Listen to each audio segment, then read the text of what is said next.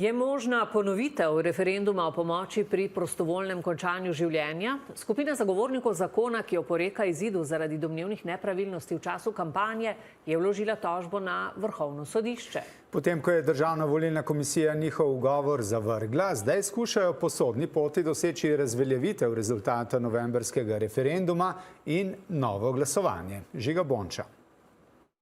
Ob začetku decembra je Državna volilna komisija potrdila zapisnik o izidu referenduma in zavrgla pritožbo zaradi domnevnih nepravilnosti v referendumski kampanji. Ugovor po zakonu o referendumu in ljudski iniciativi se lahko na Državno volilno komisijo vloži zaradi nepravilnosti pri izvajanju opravil volilnih organov, ne pa tudi zaradi nepravilnosti v referendumskem. Ob koncu decembra pa so Bogdan Biščak, Andrej Pleterski, Dušan Keber, Igor Pribac in Brigita Skela Savič vložili tožbo zoper zapisnik o izidu referenduma. Mi želimo odgovor od Vrhovnega sodišča, ali laži, manipulacije in zastraševanje lahko postanejo v imenu svobode govora ključni način, kako se bomo v prihodnosti pogovarjali pri raznih kampanjah, predvolilnih, referendumskih in podobno. Če bo to zmagalo, če bodo tisti, ki konkurirajo za nek cilj, lagali, potem seveda državljani ne bodo mogli nikoli več odločati na podlagi pravih informacij. Skupina je prepričana, kot je zapisala, da so zdravniške organizacije in Rimokatoliška cerkev kršili pravila referendumske kampanje s sistematičnim širjenjem neresničnih